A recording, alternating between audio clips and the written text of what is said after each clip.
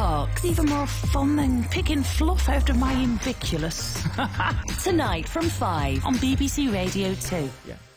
We've all heard the saying there's plenty more fish in the sea, but the owners of a fish and chip restaurant in Leicester have decided that that is no longer true. In fact, they're so concerned about the impact of our fish consumption, they've closed their chippy down. So the place is called The Fish and the Chip, and it opened in 2017, was run by husband and wife Helen and Atin Anadkat. But then they decided to close it. They put a sign on the door saying there's not plenty more fish in the sea, and explained that they saw the impact plastic pollution is having on the oceans and declining fish stocks, and we are not comfortable running a restaurant that has such an impact on our environment. Well, that's interesting, isn't it? Maybe you've got similar concerns about overfishing and the impact of plastic on the fish we're eating, because after all, the WWF has described overfishing as one of the most significant drivers of declines in ocean wildlife. And scientists recently said cod levels in the North Sea had fallen to critical levels. Or maybe you feel there's no need to worry and you will never give up your fish and chips. Do call us 08000 288 291, email vine@bbc.co.uk. I wonder if you live near the Fish and the Chip, as it was. So let's speak first of all to Helen Anadkat herself. Good afternoon.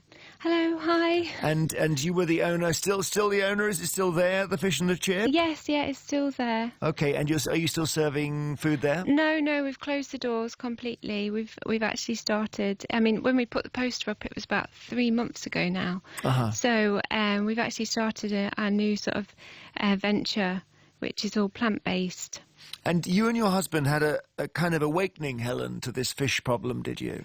Well, I mean, when we say a fishing trip, it was a bit of a metaphor I guess it just sounded better than, reflecting on our values and business and family. And I think we just, from everything that's online and in the news and on the telly, we just felt that it just didn't sit comfortably with us to be serving fish. So we just made the change, really. And there's two main areas of worry for you and your hubby. One is the lack of fish in the sea, and the other one is plastic. Yes. Just help me understand why plastic would affect you. Well, I guess this, from what I understand, I'm not an expert, but from what I understand, there isn't really any gauge on what the fish are consuming at the moment. So therefore, there's not a proper gauge on the product that you're serving in the restaurants. So it just, I think from there, it just didn't feel right. And we just saw that we can do something just as good through plant-based food, which just was a better fit for us. Understood. Certainly the number of fish, of cod particularly, has gone down. So there were 270,000 tonnes of cod in the North Sea in the 70s, and it's now about 44,000. So it's really slumped. Yeah, I mean, you only have to go online and put in, like, sustainable, look at the fishing industry, and it's all on there, and it is quite eye-opening, really. Well, stay with us. We've got Andrew Crook on the line as well. He's president of the National Federation of Fish Fryers, and you own Skipper's Fish and Chips. Where is that, Andrew?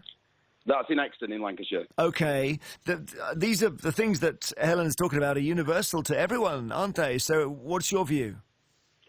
We work very closely with the MSC, which is the Marine Stewardship Council, which ensures that all the fish that is served in fish and chip shops comes from sustainable sources. We're trying to encourage more shops to get involved with the scheme. The last 7 winners of the National Fish and Chip Shop of the Year were a whole chain of custody for MSC. And we just see this as the way to prove to the general public that there are plenty more fish in the sea.